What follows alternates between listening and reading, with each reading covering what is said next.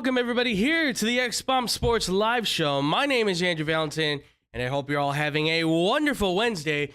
We are, of course, coming to you live from the Illinois Media School here in Lombard, Illinois. Again, wherever you are, ladies and gentlemen, day or night, I hope it is just right. And with me, as always, is me by my lonesome. Yes, unfortunately, Drew could not be here. He had some pressing family stuff he had to attend to. So please make sure to send all your love, prayers, everything like that to Drew while he's dealing with some stuff. So please make sure, give him some love while he's not here. But I still have with me, ladies and gentlemen, is my man himself from yesterday. He's been helping me a lot with the action. Ladies and gentlemen, Mr. TJ Knack, folks. TJ, how you doing, man? Doing all right. Looks like it's going to be a fun, exciting day here with a little bit of some sports and some news. Absolutely. Well, I mean, since things are kind of, Drew's not here, we decided to kind of tailor things in a different direction. We were going to go over some stuff that we went over yesterday on Short on Sports, which is something that'll probably happen from time to time because I always want to get Drew's opinion on stuff as well. So you'll hear me double down on some stuff plus Drew's opinion as well. But I figured since I'm going to be here by myself, I would kind of change things up. We'd go in a different direction. So TJ, you ready to hit this, man? Let's do this. Let's do it, folks. So we are starting this one off, and we're just going to try to run down on through this. College football, obviously, the preseason rankings are out. And I thought, we were going to talk about KD, but instead about KD, we talked about him already. Let's talk about these college football rankings for the preseason, right? The top 25 teams that are out there heading into the college football season. There's obviously, this is obviously preseason. How much does this really mean? And not too much. Obviously, this is the starting point for a lot of teams as far as where they could potentially head. It could change a lot, but let's just do these rankings. Let's get into it. So as I always do, I like to call it the college football, the building, if you will, right? It's the college football building because it's built kind of like any other building would be. And of course, in every building, you have these little sections and levels, right? There's always the top floor, the floors underneath it, and then there's everybody else, and then there's the street.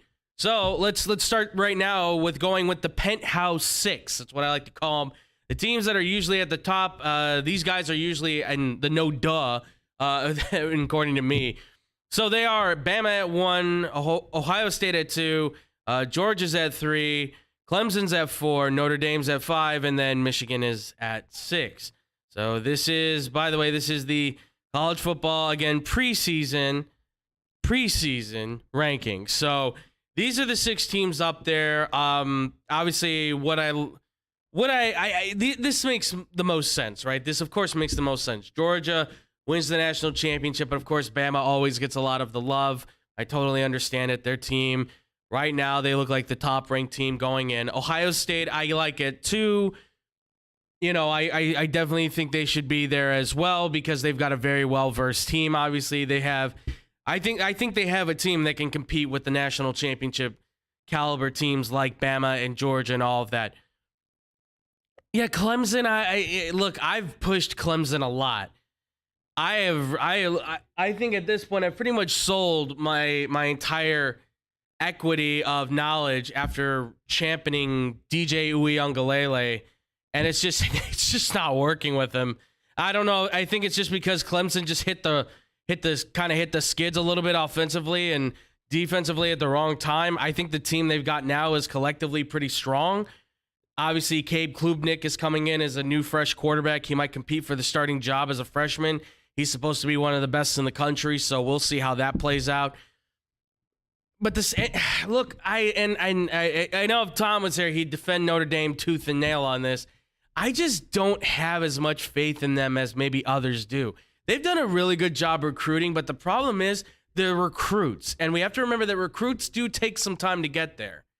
So I don't know if they're a team that should be in the tops, in the penthouse 6 at this point in time. I like Marcus Freeman as a coach, and I like Tyler Buchner as their quarterback. I think he's really the guy. But I don't know if they're going to have a team that can possibly push to the next level. Do you have everything in place? I don't know. I really don't know. And Michigan, I like at 6. I think they should maybe be 5, where Notre Dame maybe should be 6, just because Michigan did have a really good season last year. I feel like they can make a potential push. I don't know what their quarterback situation is like right now, but that's kind of where I'm at. TJ, for you, though, for the Penthouse Six, is there anybody that you like, don't like, any of that kind of stuff right now of these teams at the top? Well, I mean, I have to give it to Alabama because, they are a powerhouse after a quote unquote rebuilding year, which is kind of a joke. The rebuilding year took you to the national title. But looking at that schedule for Nick Saban, we were making fun of it earlier. You start off with Utah State. Wow. Yeah. Yeah, I mean, as one always does. Utah State, Texas, University of Louisiana Monroe. Those are your first 3 games. Right. Wow, you just came out of the gate really hot with just nothing. Just hot garbage. So, I mean, that's basically it seems to be like we're going to start off at number 1, we're going to stay at number 1 until one of these other teams kind of beats us. So, right. We went through the whole schedule, and there's nothing really impressive. No one really put anything on the schedule that's really going to challenge them except for, Ohio State. I mean, that's first out of the gun. I mean, right. You play Notre Dame. That's 2 against 5. All right, I like it. Even though, I agree. Notre Dame is a little high there. Yeah. I just don't see them. I could see them like a nice 9. Yeah. 9 or 10. Yeah, be in the top 10. Right. But I mean, other than that, I mean, Michigan, I'm hoping they reloaded and their guys are going to come back on defense and be strong. But I mean, other than that, I mean, it can go. I mean, all of these can go anyway. So, right. See. Yeah, I mean, that's the thing that we have to understand, right? Of course, any of these teams can obviously lose and drop out of the rankings and all kinds of stuff. That's why preseason, who knows, right? I mean, clearly Notre Dame, Ohio State at the very beginning of the season, somebody's dropping out, right? Somebody's losing somewhere. But I look, for the top 6, it's fine. I would say Notre Dame. I agree with that. Be in the top 10, but maybe not in the top 6. I would say not in the first 6 for the Penthouse right now. I would put them maybe more in the bottom range. Probably Clemson too, just at this point, just because I don't know much left about what's left about Clemson. I know they've got guys that have now started, some freshmen that now should have enough experience that by now in their junior year, they should be ready to go. But I don't know. I don't know if they have enough to compete with the likes of Ohio State and Georgia and Bama. I'm not sure about that. All right, well, let's look at the next group of guys, because this is the condominium collection, the condos collection. That's right. These are like the next 12 teams that are basically up. And what you have is Texas A&M, followed by Utah, Oklahoma, Baylor, Oklahoma State, and Oregon. And this is where I kind of grit my teeth a little bit, because look, all the support to David, because he likes to, I think, pick some of these wild card guys. He likes to pick some dark horses out there. I don't know if Utah's winning the Pac-12. They certainly look like a good team. They have their quarterback returning. They have good wide receivers. They have a lot of things that are in place to help them win the Pac conference. But I think Utah is a little bit overrated at this point at 8. I would drop them maybe down to 10. Maybe move Oklahoma up. I think Oklahoma is a team that still has enough firepower. Plus, they got Dylan Gabriel from UCF, he's a talented wide receiver who I think should get his just dues. Not wide receiver, quarterback that should get his just dues, I think, at Oklahoma, prove himself. I'm excited for A&M. Jimbo Fisher talked a lot of smack.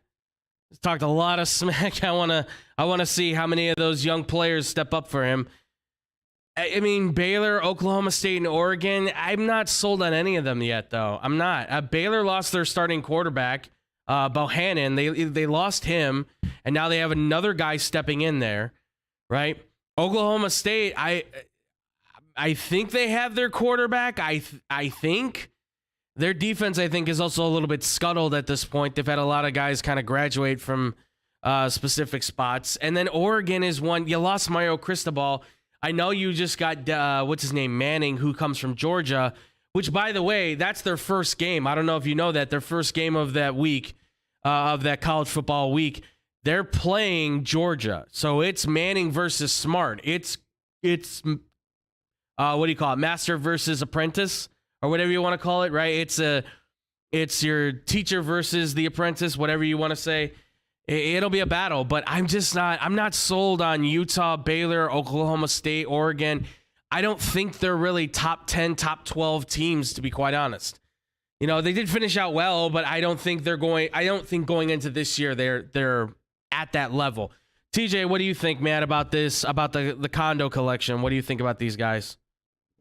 So the Condo collection, I agree with you, Texas A&M. They have a lot of talk. I mean, and they got to put up or shut up. I mean, especially after all that offseason nonsense. Right. You get in a fight with, I mean, Jimbo Fisher runs his mouth about Alabama. Alabama comes back.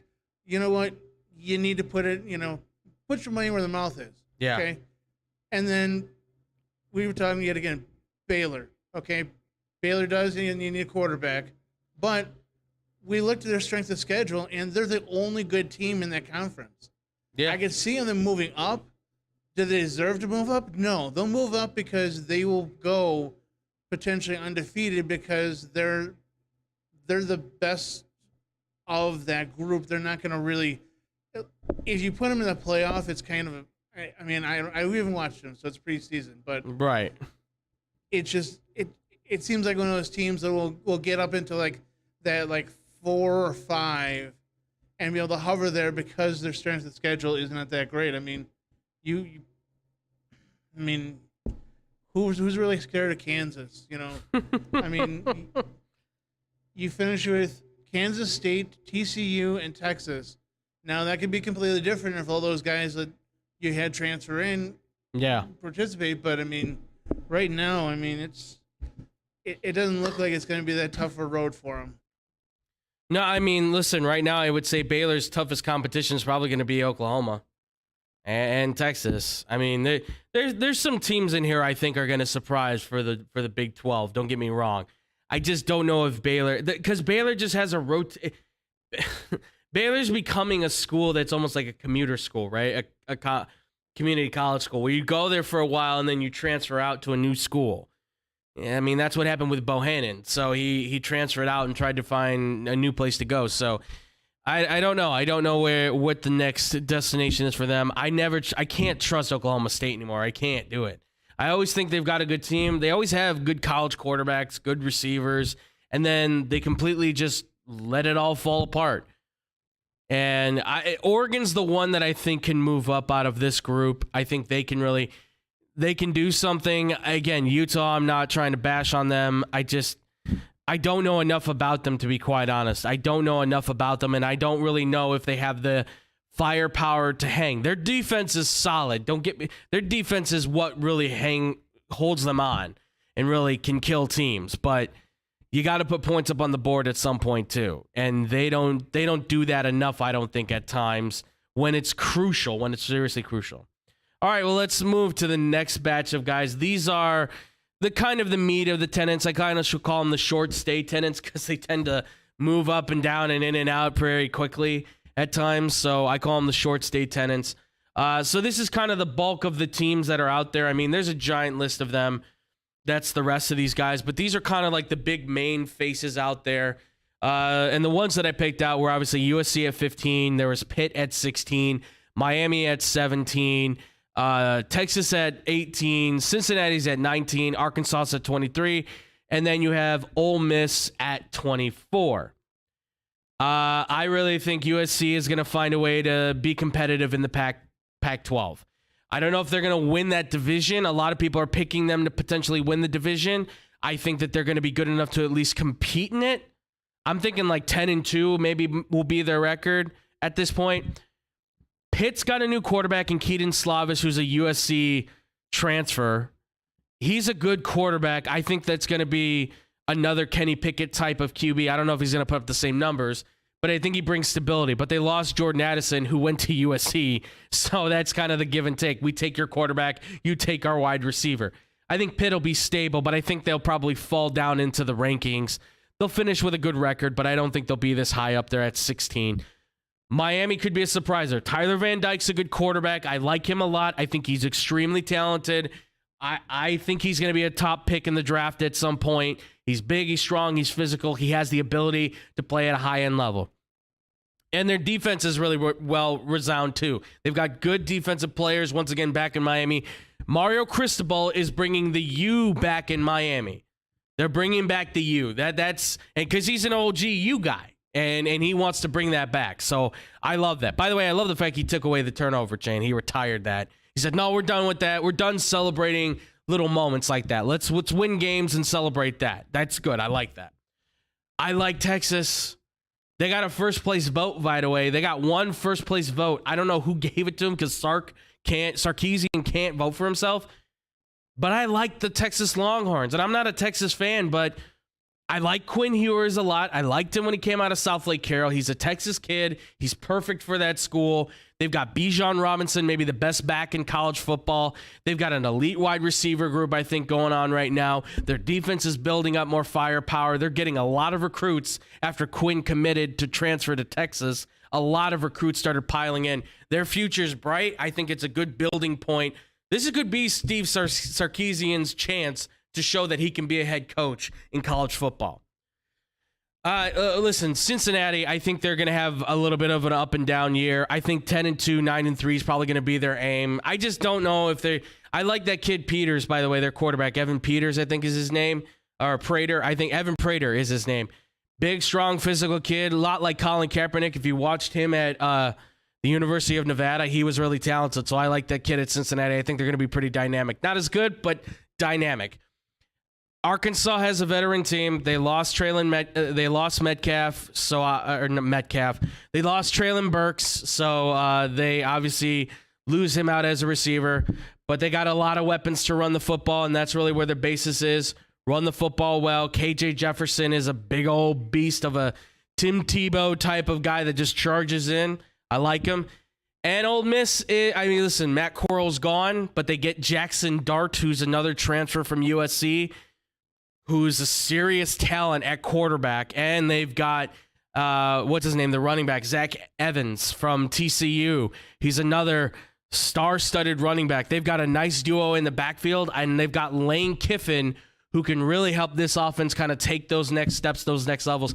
TJ, for you, are any of these in this short stay tenants, any of these guys that you kind of like, don't like? What's your feeling on it? So my guys, are going to have to be USC and Texas, only because they had so many transfers to come in. Do I see them being competitive for the national title? No, but I think that would be a nice, maybe they'll have maybe a 2-loss, maybe a 3-loss season that they'll be able to grow on. But I don't know enough about Pitt. Right. Miami. I want the U to come back. For all my friends who were there during, were rooting on like Warren Sapp and, all those guys, like that was a big thing. And that was big in Florida. And it fed the entire South down to Miami. And I hope that they can get that back. And some of it. Right. Yeah. Some of those moments. Some of the problems with the police and all that. Right. You know what? They'll leave that one in the past. Right. But Cincinnati. I don't know. I think they lost too much in this last draft to try and come back. I think they'll be maybe top 25. 20, 23. They'll stay competitive, but nothing else really. Just meh. Yeah. No, and then this is kind of the problem with like these bottom teams. Like they can easily move up about as sharp as everybody else because they can beat some of these better teams, I think, for sure. But it's going to be tough, right? Arkansas and Ole Miss, they're playing in the SEC. Texas, I think, is one of the better teams in the Big 12, but it's not going to be a cakewalk. No, nor is USC playing in the Pac-12 or Miami, obviously playing in the ACC. This is not going to be a simple thing for any of them. It's going to be a bit of a trudge, but at the same time, we're gonna this whole bottom part of the rankings are going to change. Obviously, we're not going to see the same guys in there, so it's destined to see some new teams jump in there. Unfortunately, I am a little disappointed that Coastal Carolina doesn't get any love. They got one of the best quarterbacks in the country, and and my man Grayson McCall, and they don't want to give him any love. Ridiculous. All right. Well, let's go to the last part of it, because obviously everybody here is staying in the building. Well, what about those waiting on the street, right? Those that are clearly waiting for their chance to get in the building, to find a house, find a room. What about those teams? So those teams, these are the ones I found the most prestigious ones that I think are waiting for their chance out there. It's Iowa, Penn State, Tennessee, BYU, LSU, Auburn, UNC, Fresno State, Mississippi State, and then University of Florida. These are kind of there's a bunch of teams obviously that are kind of in that mix, but these are the teams that are kind of like the most prestigious ones that are sitting just outside of the opportunity. Now, keep this in mind too, UCF is there as well, but I don't know, I can't put UCF in there anymore. I think they may get ranked in there, don't get me wrong, but I don't think they deserve to be counted as like one of the more viable teams in here. Iowa's going to be always good, 9-3, 10-2. They'll find a way, I think, to be ranked by the end of the season. Penn State should be able to get themselves back in the rankings. Should be able to. They got a good enough defense and I think a decent enough offense. I think it doesn't really get better until Drew Aller, their quarterback, actually gets into the starting spot. So I think that could happen sooner than later. Tennessee, I think, is widely underrated. Hendon Hooker, the quarterback, is insanely good. Their offense is very complex it's a very NFL pro style offense that you see now. A lot of spread offense, a lot of screens and bubbles and things like that. That's why Vilas kind of got the love he did. But nevertheless, I like Tennessee a lot. I think they're building something there. They got a great young quarterback coming in for the next draft, for the next recruiting class that I think is going to be fantastic. I mean, look, I love LSU with all my heart. I do, but they don't know who their quarterback is right now. It's Jaden Daniels, Miles Brennan, and Grant Nussmeier. The Tyler Howard, the guy that I thought should be the starting quarterback, their real top recruit for quarterback, he's like not in this thing. He's like out. I don't know why. I don't know why. So between them, BYU, I don't know how to feel about them anymore. UNC's got some good receivers and defensive players, but I don't know how to feel about them anymore. Auburn's a confusing mix. If you haven't heard, Auburn, TJ Finley got arrested, so I don't know what's going to happen with that situation. Fresno State might be iffy. Jake Haener has Derek Carr 2.0 written all over him. And they were pretty good when Derek Carr was quarterbacking them. So I think Jake Haener, the quarterback there at Fresno State right now, he can do something with this team. I don't know if it's a lot, but he can definitely put them at 10-2, I think, for sure. Put them in a bowl game, a nice bowl game. Mississippi State, I love Mike Leach. Who doesn't love Mike Leach? Mike Leach is awesome. High-powered offense. They've got a really nice quarterback. I think they've got a lot of things that they can work with. Be tough. It's the SEC, but I think they can at least put their name in the books to be I would at least say like a bowl game team at like 8-4, maybe 9-3. Florida is going to be one to watch because I think they're only going to be a 9-3 team this year or an 8-4 team. I'm really interested to see what they do with Anthony Richardson, this quarterback that they got coming out. This guy's supposed to be a top pick. This guy's 6'5", 230, moves like Cam Newton, with his feet, has the arm strength of Cam Newton, I would say as well, but is far more accurate than I've ever seen Cam Newton throw a football. This kid has all the potential in the world. All he has to do is just lock it in. He just, he does the backflip, he hurts himself, and he's out for the year. Can't do that anymore. You're the starting quarterback. You got to be dependable. He's dependable. He's good enough. But obviously, Napier is a new coach. He's going to have a lot of new people trying to funnel in and out of there. But I think he's a guy that can really turn them back around and get them on a good track. I did say 9-3 is perfect. Plus, he's been talking with old man Steve Spurrier as well. And if anybody knows them Gators, and it's Steve Spurrier. That's the man. That man knows it. But TJ, obviously, this is a group that may or may not potentially be able to make the, short stay tenants. Maybe some of them even have that great rise to fame where they can hit the penthouse six. Is there any of these teams right now that you could see finish? I mean, all of them could probably some way or finish, but are there any that you feel strongly, like so much that you would almost bet on it that they're going to finish in the top 25, like any of these teams anywhere? If I'm putting up my money, if I had to put my money up, I really don't want to put my money on anyone. The only one that I could probably, I could be persuaded about, and I was just looking at it, is actually Iowa. If they can actually get through their games, they have a little bit of a tougher schedule. They'll get a little more respect if they win those games. So that could push them up in the top 25. Yeah. The ones I'd like to see is, LSU, because, I do not like to see my friends be in pain watching a college football game. It's fine. The other thing is fine. You got, and the other is the reason why is because Brian Kelly has got to win. Yes. That's the thing. Yes. He and his newfound accent have got to win this year. I'm still amazed by that. How do you? I love that. How do you love go down that. to the South and all of a sudden you have a Southern twang? It's fantastic. Fantastic. You know what? Maybe that's the college. Yes. But I'm blown away. So I need him. I want him to do well. I want him to do well at LSU and be able to get some of these guys in here and really be competitive. Anyone else really, is one of those crapshoots that just gonna maybe come out of the blue. Maybe, one of those guys that you see the odds and it's like 1,000 to 1. Be like, all right, well, you know what? What's $10? We'll throw $10 on Florida State, or Florida, and see what it does. If I lose, meh. I lost $10. If not, hey, 1,000 to 1. Hey, I'm making some pretty good money if I do that. Yeah. Yeah. It's difficult. I guess if I had to put my money on it, if I really did have to put my money on it, I would say I think Penn State, Tennessee would probably be two of them that I would probably say could finish up there.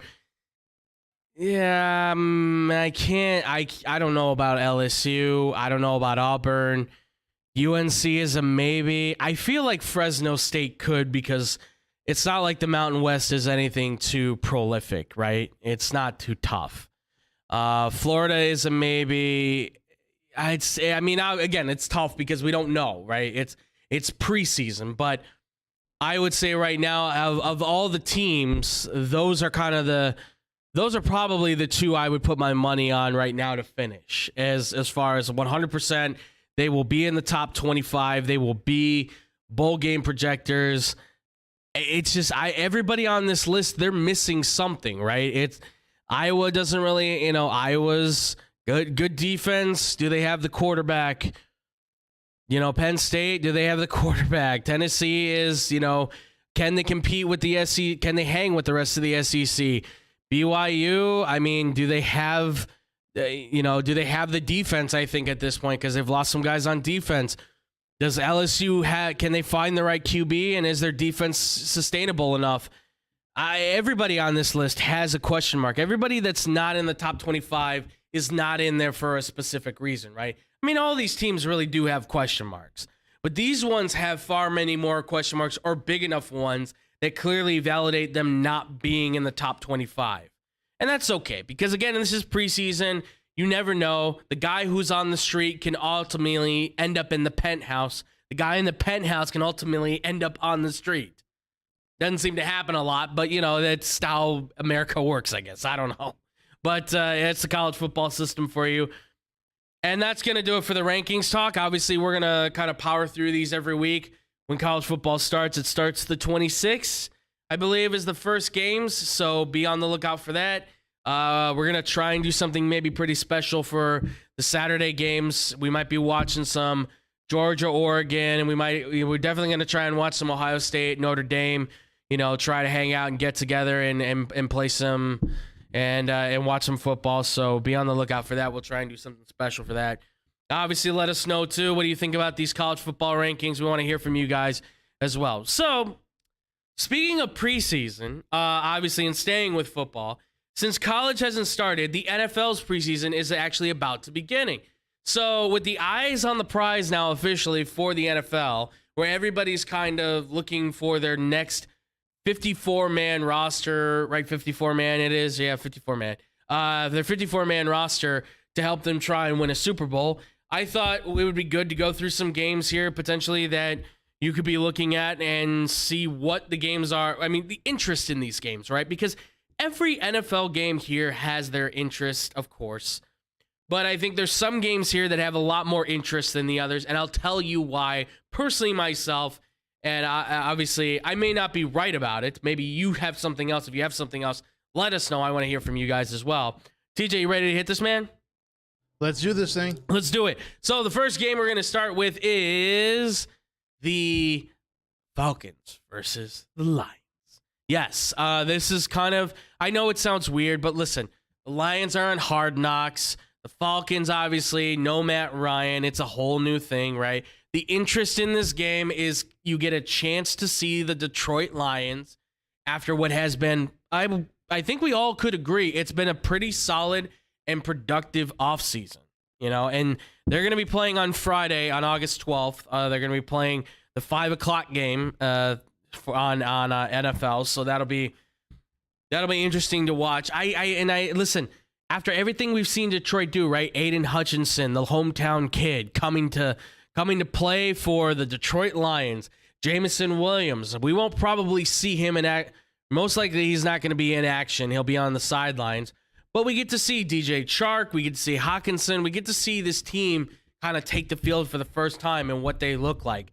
The interest in the Lions is to see what's there, what are they working with, as it's been a highly productive offseason for them. I really like that. TJ, for you, man, what do you think about that? Do the Lions and Falcons, is this a game that would intrigue you on it? I mean, what are your thoughts? If not, it's okay. I'm just wondering. What are your thoughts?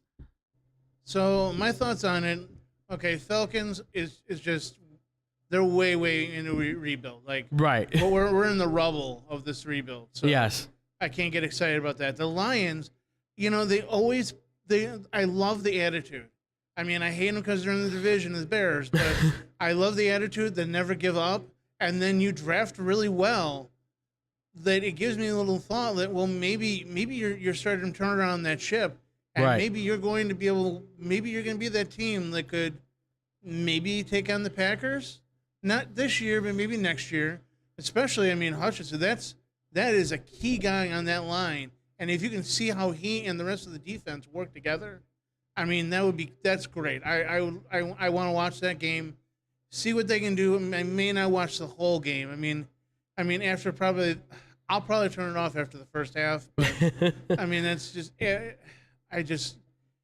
after you start getting to the 4th-string guys, 5th-string, like, right, guys, I just kind of zone out a little bit. So yeah, but I mean, Lions, see their defense, see what they can do, and I mean, maybe a little glimmer from the Falcons of what'll happen and make David happy in about 4 or 5 years. Yeah, I totally agree. I mean, I probably do the same thing. I'll probably do the same thing. Just because, yeah, it's not that great of an exciting game. And look, there's a lot of games going on that Friday too, right? And we're going to talk a little bit more about some of these, obviously. I mean, look, I didn't put these in here, but if you do want to watch them, these were ones I would say are just outside of it. Browns and Jaguars, I think will be interesting because obviously Deshaun Watson's not playing. Nor was he probably going to play, I don't think either, but still, should be an interesting game to watch, see the Jaguars a little bit more. I think they said Trevor Lawrence might be playing in this, so we'll see. Bengals and Cardinals should be good. I know Burrow's not probably going to play, but it does give these guys a chance to kind of get first reps, Cardinals-wise. It's a decent matchup. So, but the next one on our list, this is the next game on our list. It is the Jets at the Eagles. Okay, this was one of those games that I was kind of thinking about. I'm like, okay, this is not bad. The reason why I say Jets and Eagles is basically the interest in this is that all the Jets rookies we saw, right? Garrett Wilson, Ahmad Gardner, Jermaine Johnson, all of those guys get their first crack at an NFL game. We get to see what they're capable of. These Jets, by the way, too, you also get to see Breece Hall at running back, I'm sure. We'll also see, what's his name, Ruckert, the local tight end that was playing at Ohio State that they drafted in the 3rd or 4th round. You'll get to see all of those guys play with Zach Wilson, I'm sure, for at least, I would probably say like a quarter. They'll at least play for a quarter or a couple of series. So I like the Jets in this one to be able to see what their rookies are doing. And it gives you a shot to see what Philly looks like too, right? More more than anything, Jalen Hurts has, I think, played his last dime with this team in terms of like, this is it. This is where you have to show it. He's going to be out there, I'm sure, with A.J. Brown and Devonta Smith a little bit, play a little bit of connection, play a little bit of a game with them. I wouldn't expect to see a lot of first team, but expect them to play at least a couple of series, get a knack for one another, get in the end zone a couple times. It should be a fun group. And I'm also intrigued to see what they do with running back, because I don't think they're sold on Miles Sanders, and I don't think they're sold on Kenneth Gainwell. I think they're going to go maybe running back shopping at some point in time. But TJ, what do you think? Jets and Eagles, is this a game that intrigues you? Is there something I mentioned in here that doesn't intrigue you? What are your thoughts? Well, I mean, I would be watching it because, as you said, like the rookies. I would like to see what the Jets had. They've drafted these guys. They got them in pretty, they seem to be pretty decent. Mm-hmm. And they're probably going to have to work with Zach Wilson and try and get all that stuff down before the season starts.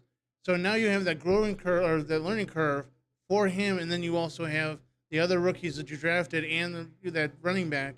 You have to get it all together. So that would be nice to see how that all fits in that whole scheme. The Eagles, honestly, I mean, I don't know what they're going to show you. I mean, it's just you knew that Jalen Hurts is kind of a game manager. He's right. One of those top guys. He's probably not going to play. So you're probably going to be looking at, second, third string guys again.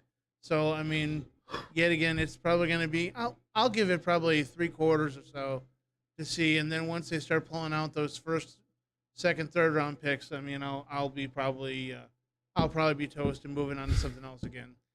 Yeah, I feel, well, I mean, we also have to keep in mind too, like there's only 3 preseason games now out of the season, right? So it's now more crucial than ever that you get those young players that are certainly going to start for you or something, some serious playing time, right? So expect a lot of the veterans to not really play too much, but expect a lot of the younger players that are trying to make the team or trying to get prepared for the upcoming season as starters to play significant time. So I would say you're probably going to see Gardner, Wilson, Johnson, the 3 first-round picks they took.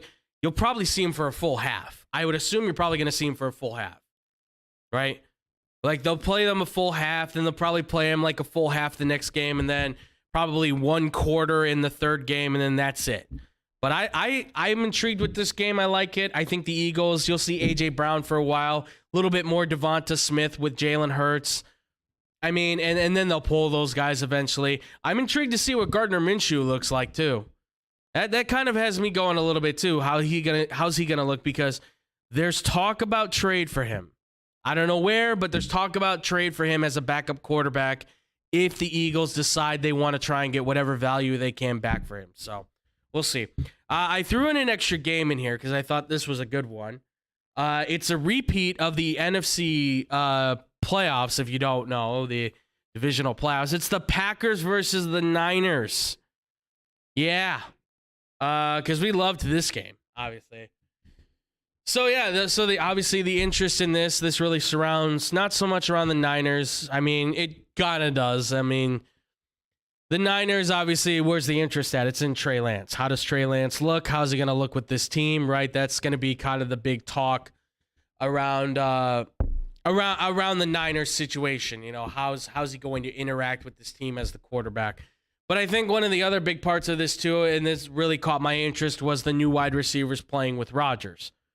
How much will Aaron Rodgers be out there playing with these receivers? Because you got to remember, it takes time to build up the camaraderie with a wide receiver. And I've always questioned how much Aaron Rodgers works on that stuff. I think he does, but I think he only does it to a certain extent. So I have a distinct feeling that Rodgers will be out there for a good amount of time. My question is, who will be out there with him starting? Will it be Sammy Watkins and Christian Watson? I mean, who are going to be those starting receivers that play out there with him? That's going to be crucial to kind of have a telling point to say, this is where the Packers are at. So I would assume that this is going to be an intriguing game for most, just because it's a rematch of the playoffs. It's also going to be Trey Lance versus Aaron Rodgers, plus Rodgers' new wide receivers. But TJ, what do you think, man? Does this game catch you by any intrigue? What about it intrigues you? I mean, what are your thoughts? Yeah, I mean, what intrigues me is, as you said, like the wide receivers, seeing who's going to be able to make make some headway that's going to be Aaron Rodgers' favorite receiver out there. I mean, you have a bunch of young guys, some even unexperienced guys that were just kind of off the scrap heap. I don't know. I want to see Aaron Rodgers throw these guys, see how they're going to do, and Aaron may actually push the Green Bay Packers to have to spend some money and go after some of those free agent wide receivers that are out there, because I don't know if there's anything there for him to throw to right now. And then the 49ers, that whole thing with, I want to see Trey Lance, but you know that Jimmy Garoppolo's there. And right. do you play Jimmy Garoppolo because you know everyone in the building knows they're trying to trade him. Do you try and put him out there? Do you put him with the second string? Do you put him out there with the third string? So it's like, okay, so there's like it's like that thing, like you know there's gasoline here and there's a match over here. Mm-hmm. And it could go off at any time, and so I'll probably watch the whole game just to see if there's any issues, a little explosion on the sideline, because you have two quarterbacks that are one that was supposed to be the heir apparent and the other one that was a backup, and I don't know if he's going to handle being a backup again, even in preseason. It's so, I forgot. I always forget Jimmy Garoppolo. God, I'm so sorry, man. It's so weird because he's still actually listed on the preseason roster, believe it or not. He's still on the roster. So I don't know if that means he's going to play. I have no idea. I would assume not. I would assume he's probably not going to see any action because, one, you know what he is. You know what he can do. Number two, why get him hurt? For what purpose do you get him hurt for? So I would say there's going to probably be a significant amount of Trey Lance played in this. Of course, there's going to be camera shots of Jimmy, I'm sure, on the sidelines. That's probably going to happen. I can't wait for it because obviously you never want another quarterback who's not your starter to be the story. Like, that's a problem.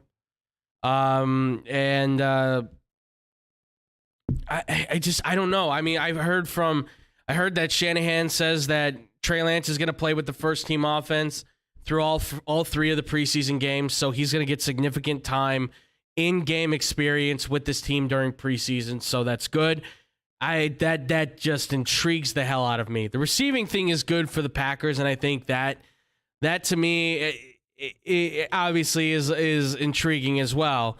But yeah, the 49ers thing with Jimmy Garoppolo and Trey Lance, obviously that's a bigger one for sure. That's for sure. All right, next one we've got is Chiefs at the Bears. And of course, why do we even care about this game? Why should we? Well, it's the Bears' new roster taking the field with an old foe across the way, believe it or not. People aren't even talking about this. They're facing their old head coach, who's now the quarterback's coach for the Chiefs, Matt Nagy, back with his old partner, Patrick Mahomes. The intrigue in this, obviously, is how does Justin Fields in this offense look? We've heard a lot of stuff that, hey, they've had some good moments. But I've also heard a lot of talk that it's been sloppy out there. It's been bad. They've had good days, but they've had a lot of bad stuff happen during those good days. Overall, it's been like, it was an okay day. So they've had some good moments that have outshined some bad ones, but they've had a lot of bad moments drop too, it sounds like. I don't know where this Bears defense is at. I don't know where the offense is at. Roquan Smith has asked for a trade, and we're going to talk about that more. That adds more, suspect into what's going to happen. He's been removed from the PUP list since now. So does that mean he's going to play? Does that mean he's, what does that mean as of this point? I don't know. There's too much story now on the Bears. There's too many question marks circling the Bears right now that you can't say that they're in serious trouble, right? When you have so many questions around an organization, I feel like that's the point where they all fail. Right? And the only intrigue I can find with the Chiefs is how's this new receiving core going to look without Tyreek Hill, which against the Bears, I would assume they're probably going to be able to toast them pretty well. I'm just assuming. Sky Moore has looked great. Juju is playing his part. It's a shame that Justin Ross couldn't be a part of that. It sucks that he's hurt. It hurts me a lot that he's hurt. But Travis Kelce's still there. They'll probably play the starters for like a handful. Actually, scratch that. They may not even play the starters in this game, to be quite honest. I haven't heard whether or not they will. I'm going to probably assume, though, they won't. Because what would be the point, honestly?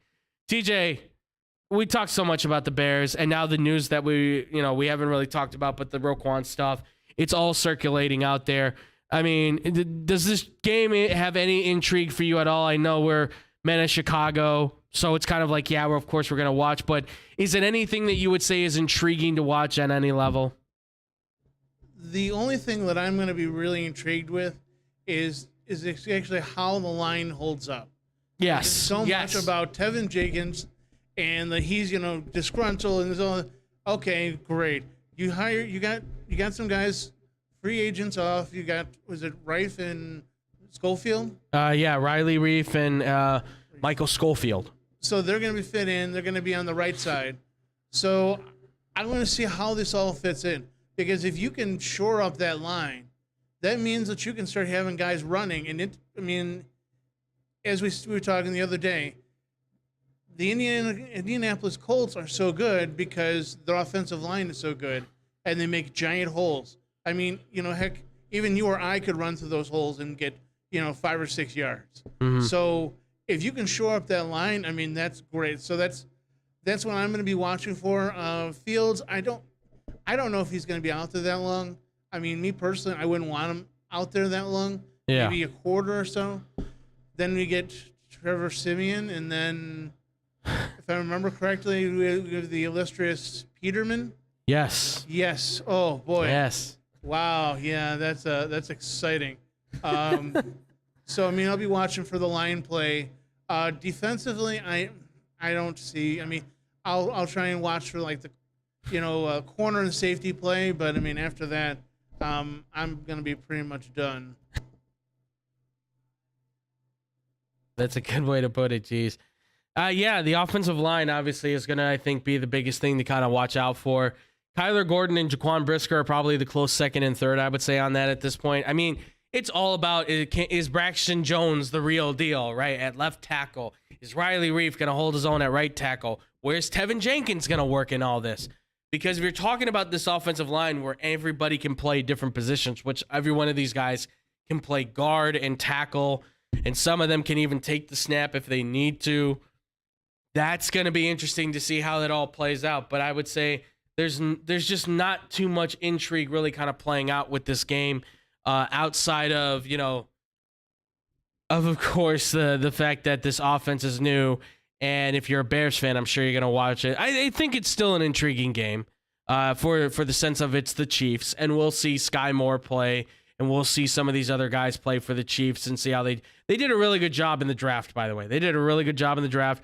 George Karlaftis, by the way, I like Purdue. I like Purdue football. I like him a lot as a player. I was kind of hoping maybe the Bears would get a chance to get a play at him as a defensive end to replace Khalil Mack. But I like this game a lot. I'll probably watch it. Again, we're probably going to watch it just because of the Bears stuff. Nevertheless, the Chiefs still have an interest in this too. The next one on this list, it is the Seahawks at the Steelers. Apologies. Yeah, this game, folks, I can't stress enough how much this quarterback battle is important. Not so much the Seahawks one, okay? Because I think at this point it sounds like it's going to be Geno Smith. That's what it's kind of sounding like. It's the Pittsburgh one that's really kind of catching people by storm.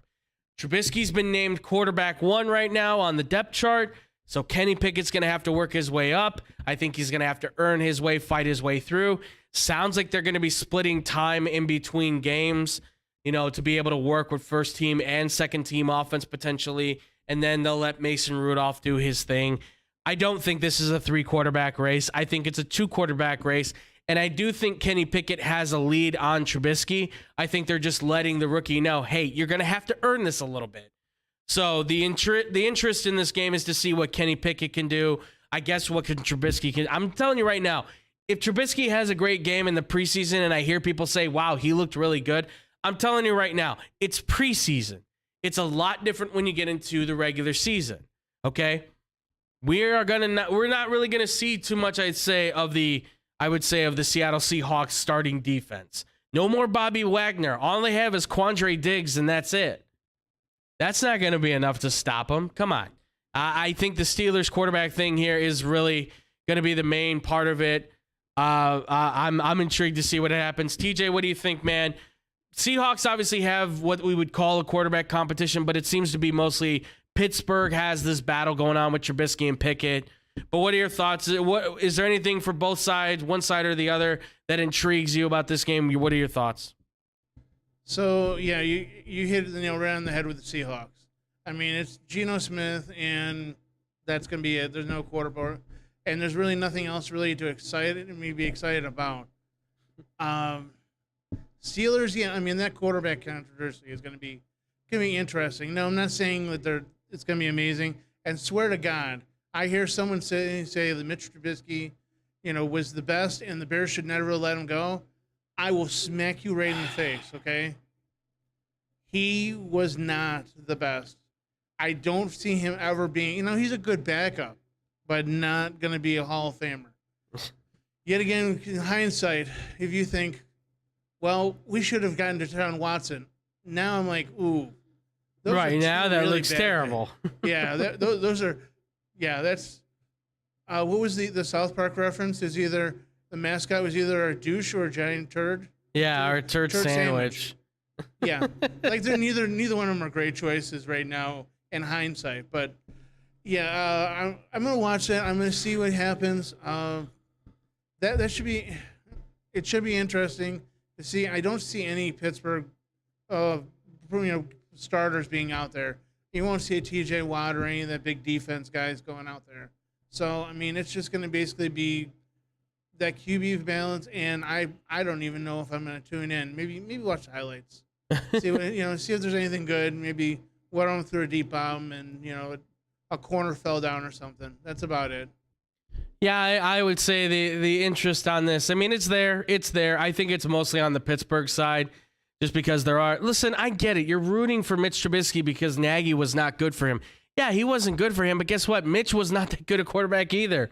Sorry, he can't throw deep. He can't really throw with great velocity. He's gritty athletic. He probably should just be a Taysom Hill type of guy, but he's never going to do that. So why do I bother even arguing about it? But I think that's the only real intrigue in here. Like you said, you can watch the highlights, but I'll watch it just at the same time because the highlights always show you the good moments, right? They always show you the good moments. The only bad moments that come are usually interceptions or fumbles. And I would rather get to see the passes that come in between, right? How many of them fall short? How many of them overthrow? How many of them, don't go into the receiver's hands or behind them or whatever? So I would probably watch that game just for myself personally, just to see that intrigue. All right, next, I think should be the Panthers and Commanders, if I'm not mistaken. No, it's the Dolphins and the Bucks. Okay.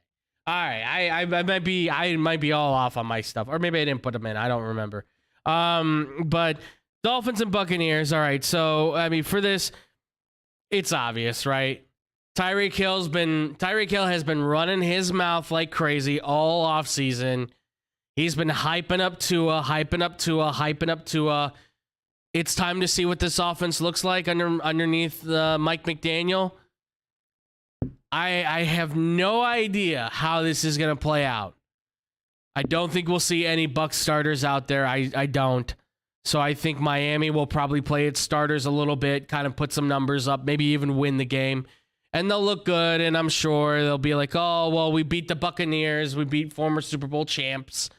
But you're probably beating up mostly the second, third, and fourth string guys. I don't see a lot of starters playing in this one. Tom Brady's not.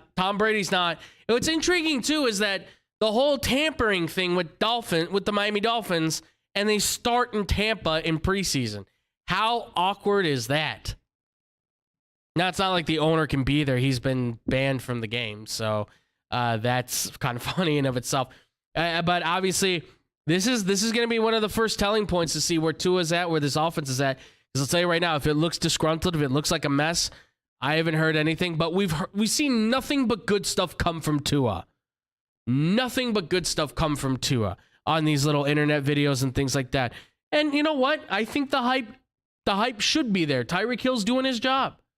But we'll see if it's legit. TJ, Dolphins, Buccaneers, I mean, any interest in this game at all for you? I mean, outside of the Miami offense, or is that pretty much it? I mean, what are your thoughts? Well, actually, the one that I'm going to enjoy is actually, speaking of social media.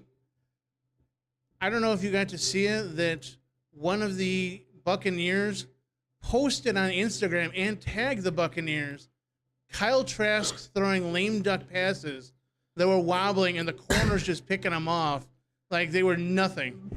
Oh boy. So yeah, and the Tampa Bay Buccaneers got on there and deleted them quickly, but they're still on his Instagram. So I'm kind of intrigued to see how that's going to happen. And you can watch. I mean, if you watch enough football, you can watch when the offensive line gives the guy the defensive tackles the old lay, just kind of right. Man, I missed my guy. Yeah, and because it kind of makes me think, okay, if your defense is posting videos of your backup quarterback throwing these horrible passes, he may have also lost the room. Yeah, he may have tried to come in there and be like, I'm the captain, I'm going to lead this ship, and Tom Brady was like, that's great, son. Go sit over there in the corner. You can have this thrown when I'm done with it, but not throwing balls like that. So that's the one. And as you said with the Dolphins, I would like to see the new offense. I want to see how fast they actually are. Yeah. I want to see how Tua is going to progress with those guys. I don't see him going past a quarter, maybe a half. Yeah. But I mean, especially being at the Bucs. I mean, you could probably go, half and then no problem, no injuries. So yeah, I mean not the marquee name. I'm not gonna clear the schedule, but I'll watch a little bit of it just to see what's going on. Yeah, for sure, absolutely. It has its own intrigue in itself. Obviously, a lot of people, I'm sure, are gonna email me about, what do you think about Tua now if he has like a really good game? Look, if he plays well, I'm going to be happy for him. I didn't know about that stuff with Kyle Trask. If that did happen, that's unfortunate. I mean, and it could be the case that maybe he came in, stepped up and said, I was going to be leader, puffed out his chest a little bit too much. Tom Brady comes back, and now he's like, man, I get relegated back to the sidelines. So I don't know. And listen, it's not like Trask I don't think is a bad quarterback, but I do think there's some limitations on how he can play to his best level. So that's just me looking at it though. But yeah, all in all, seeing the Miami Dolphins new offense, I think is going to be the biggest selling point you can push for this game right now. TJ, real quick, do I have Panthers Commanders on there at all? Yeah, you have them coming up next. Okay, all right, let's go to them then. Let's do this. Jesus, I keep getting this wrong. I put them in the wrong list. My bad, folks. Yeah, Panthers Commanders. I mean, come on, folks. The intrigue on Carson Wentz is going to be, well, he's got a bunch of weapons now to work with, and Terry McLaurin and Jahan Dotson and Curtis Samuel and Logan Thomas. Everybody's going to be there. So he's going to probably get some couple looks in there, here and there. It's, of course, around Sam Darnold versus Baker Mayfield, right? Two quarterbacks battling it out. Which one's going to do it? I've heard from Ben McAdoo, the offensive coordinator, who was once a huge critic of Baker Mayfield. He has now said that he's looked impressive like for 2 days in a row. He's been impressive. So I don't know how much to feed into that, but he's also said it's still an open quarterback competition. There's nothing set in stone. I don't really believe that too much. I think it is Baker, but I think they don't want to take hope away from Sam, because if they do, all of a sudden, well, no competition, so then Baker doesn't have to work for it, and they want Baker to keep working for the chance. So this will be, expect them to play probably most of the game. I would say by the fourth quarter, you'll probably see Matt Corral come in. And it will be very funny if Matt Corral makes all the plays in the game and these two can't. I'm saying that right now. But I expect a lot of Baker and Sam Darnold to play. That's, I think, where the interest is for this game. Not to mention Washington's defense as well. They're going to have a big proving point to put on a stamp as well. TJ, now we finally got to it. Panthers, Commanders. What's the interest level for you on this game? What do you see as kind of being the little moment? So yeah, I mean what you said, the quarterback controversy for Carolina. I'm going to watch that. I do have a couple Baker things that I have in my collection. So I really hope that he does well. And yeah, if you trade for a quarterback, you're probably going to start that quarterback. You put a lot of assets into trying to get him, and you're going to use him. Commanders, man, I mean, Carson Wentz, from what they've been saying coming out of camp, is his accuracy is worse than it was ever before. So, I mean, I like to see him with these new weapons, but if he's going to miss these guys and they're going to have to try and catch up or play center field, of where he's going to throw the ball in this area. Ooh, throwing the ball to an area only worked for Steven or for Martz, and that only worked for a little while with one certain quarterback. After that, it doesn't work if you're if your wide receivers are like, I should be in this area. Within 5 yards or so, he'll hit me. No. A deep route, that does not work at all. So, I mean, hopefully all the reports are wrong, but we'll see. I forgot about that whole accuracy thing with Wentz. Yeah, I heard that too. It was he's overthrowing guys. He's throwing it in the wrong spot at times. He's not getting timing right. And it's starting to become a little bit of a frustration. It sounds like with some of the guys on offense, they keep talking about, he's just having a rough day. He's having a rough day. But the problem is that how many more rough days can you have? Yeah, I mean, listen, the Carolina thing is the biggest thing that I can think of right now in this game. Carson Wentz is going to be a little bit of a footnote. So I think that's good because the focus will be on Darnold and Mayfield. So any bad stuff that Wentz does may just end up kind of being like a sideshow. But it's preseason. I would hope he's going to be able to play at a pretty decent enough level. So we'll see. And the final game I have before we get out of here, this is the final game. Vikings at the Raiders. The reason why there's intrigue in this is because the rumors are that Cousins and Jefferson should be playing potentially against Derek Carr and Devontae Adams in this one. They should both be potentially be in play to play in this game, which I think is great, right?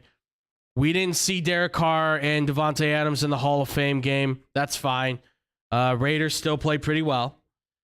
But we should see these guys in this game. We know they have chemistry, and they won't play long. I'll tell you that right now. They will not play a long time. But they will play, and we will get to see probably their first couple of connections. And I think they'll be on point. Derek Carr and Justin Jefferson, it's a whole new offense. It's a whole new system. It's Kevin O'Connell taking over. We'll see how it looks. I'm intrigued to see how those two are connected, because that's what Kevin O'Connell's offense is really based around. Get a wide receiver that's kind of a stud of the stars and make him your mark and connect with him as a quarterback. So I'm intrigued to kind of see how this goes and how this plays out. Plus, this is two new coaches in Josh McDaniels and Kevin O'Connell taking each other on. Kevin O'Connell actually played against Josh McDaniels when McDaniels was an offensive coordinator for the Patriots when he was a quarterback with the Jets. So these two know each other, right? These two know each other. Not well, but they know each other. But it should be intriguing to see how these offenses kind of play out for each other. TJ, though, for you, Raiders, Vikings, I mean, it sounds like they're going to play. We don't know if these four guys are specifically going to play. But whether or not they play, what's your interest level on them, on this game? I mean, your thoughts, basically. Yeah, I mean, I'll tune in for probably, yet again, like another about quarter and a half to see what goes on. But after that, I mean, I actually am intrigued of what the Raiders have on the bench. I mean, they got really, really deep into their depth chart last year. Yeah. And see how those guys progressed and what they have to try and replace some of those guys that, ended up getting into trouble, quote unquote. So right. I'm intrigued to see that. The Vikings, I can never get that excited about the Vikings. I mean, it's Kirk Cousins. I mean, he throws the ball well. Right. He puts you in a position to win, but he doesn't help you win. He just basically manages the game. So it's like, man, like. Yeah. Yeah, I get you. So, I mean, I'll watch probably about a quarter and a half again, and maybe stick around, maybe tune back in beginning like the third quarter or so to see what the Raiders backups will do. But I mean, after that, I'm out again. Yeah, no, I completely agree. I completely agree with you. Yeah, I mean, this is the last game that I would say the interest is just there. Obviously, if these two guys do play, but it'll only probably be for like a quarter and a half, maybe the first half or something like that. But I would really doubt it. They're vets; they know what they're supposed to do. But that's about it for the intrigue there, ladies and gentlemen. Other games I had, Patriots and Giants, just because first look at the Giants, they've been fighting a lot in practice. Mac Jones also is struggling in his offense with the Patriots. Like, they're having a hard time figuring things out. Some other ones I had, Colts Bills, it just sounded intriguing. I'm sure we won't see a lot of Matt Ryan. Those two teams have a lot of vets that know what they're doing. Cowboys Broncos, I thought was going to be an interesting one because Russell Wilson should play and Dak Prescott should play because they got a lot of young receivers in Dallas they got to work with. Like Michael Gallup's out, and now James Washington is hurt. And the Broncos, they've got a quarterback in Russell Wilson that needs to get some chemistry going with Cortland Sutton and Jerry Jeudy now that they lost Tim Patrick, who's out for the season with an ACL injury. So those are the other games I would have included. But that's going to do it for the preseason, ladies and gentlemen. The interest on those, obviously, let us know what caught your eye for the preseason. What has you intrigued to watch it? Do you just want to watch some football like most of us? I'm sure you do, because football is back, ladies and gentlemen. Starts tomorrow. So hopefully tomorrow will be a nice opportunity to kind of sit back, relax, and watch some good football be played out. And that's going to do it for us here, ladies and gentlemen. As always, thank you so much for watching, listening, whatever it is you do with our show. And as always, ladies and gentlemen, make sure to give a big shout out to my man TJ here. TJ, as always, thank you so much, man, for joining me and helping me out and everything. You are duly appreciated for everything that you do. Please let the people know where they can listen to you, follow you, all that good stuff, man. Well, I'm back here for the X-Bomb and for Blow the Whistle. If you want to find me on Facebook, I am TJ Knacker. If you want to find me on Instagram, it is Knack300 on Instagram. Absolutely. Guys, make sure to go follow TJ. He does incredible work. He does all the great stuff in the back for us. So, again, thank you so much, TJ, for that. Give him some like and love, guys. Guys, if you want to follow me, I'm at The Fluffy Guru on Twitter, but I'm at Boom Crew Captain on Instagram most of the time. So that's where you can mostly find me. If you guys want to check out any more of our stuff, make sure to follow and like our Facebook page, facebook.com/TeamXBombSports, where you can get updates, find the stream, all that good stuff for the show. You guys can also find us on the YouTube side as well, at YouTube's very own X-Bomb Sports. Just find the big bomb, big old red bomb. You can't miss it, man. All you have to do is find that. We go live Wednesdays and Thursdays, 5:30 to 6:30. We went a little bit early today just because we had to get out of here so I can relax because I have to work tonight, unfortunately. Also, too, ladies and gentlemen, make sure to check us out as well on social media at XBomb Sports on Instagram and on Twitter. And if you have any questions or comments you want to hit us up with, make sure to email us at xbsportsofficial@gmail.com. Real quick, we'll run through these. Check out Blow the Whistle on the radio, 2 to 4 p.m. Monday. We're going live tomorrow on the radio side, I believe, possibly the TV side. So check us out tomorrow. I don't know what time, but make sure to check us out on the radio side. Also, too, check us out on the TV side where we go live 2:30 to 3:30, usually on Tuesdays on Facebook and on YouTube. You guys can also check out the wonderful boy himself, Mr. Brandon Januska, if you're going down south at 94.3 WMKR. If you want to listen to some genuine country, you can also check out his podcast, Baseball Banter with Brandon, on Spotify. And while you're on Spotify, check out Money Motivation with Hannah B. It's a very awesome positivity type of podcast you can find on Spotify, iHeartRadio, and all kinds of stuff. 102.3 XOC is where she does her radio stuff from 3 to 7 p.m. in the afternoon drive. You can also catch her at 96.7 The Star doing her morning show with Eddie Volkman.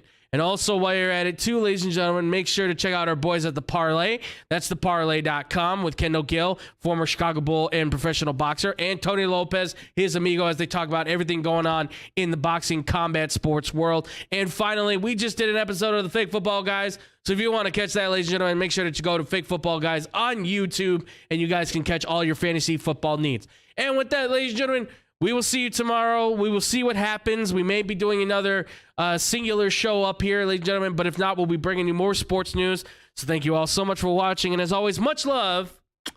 Peace out, Boom Crew.